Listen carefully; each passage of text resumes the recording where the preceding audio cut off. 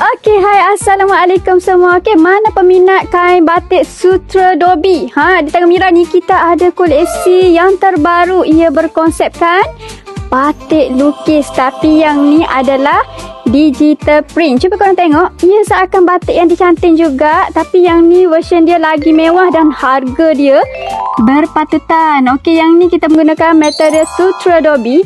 Cuba korang tengok, permukaan kain dia tu dia ada emboss songket.